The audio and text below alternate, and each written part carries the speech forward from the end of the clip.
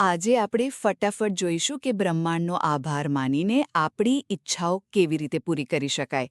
જો આ વાત એમ સમજાવે છે કે તમારી ઈચ્છા પૂરી થાય એ પહેલાં જ જો તમે બ્રહ્માંડનો આભાર માનો છો ને, તો લો ઓફ અટ્રેક્શન એટલે કે જેવું વિચારો એવું આકર્ષો એ નિયમથી તમારી ઈચ્છાઓ જલ્દી પૂરી થઈ શકે છે. ચાલો આના મુખ્ય મુદ્દાઓ સમજી લઈએ.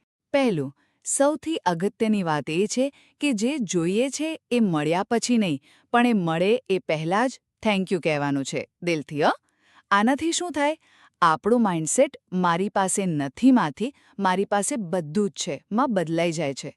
પ્લીઝ મને આપો એમ કહેવાને બદલે એવું ફીલ કરો ને બોલો કે જાણે મળી જ ગયું છે. જેમ કે થેન્ક યુ યુનિવર્સ, મને મારી ડ્રીમ જોબ મળી ગઈ છે. બીજું, હવે આ કામ કેમ કરે છે?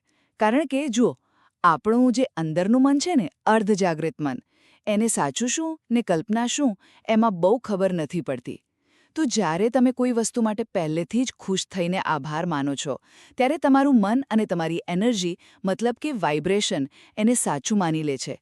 અને પછી બ્રહ્માંડ એ જ વાઇબ્રેશનને મેચ કરતી વસ્તુઓ અને સંજોગો તમારી તરફ મોકલવાનું શરૂ કરી દે છે. સિમ્પલ. અને છેલ્લો, ત્રીજું, આ પ્રેક્ટિસ કેવી રીતે કરવી?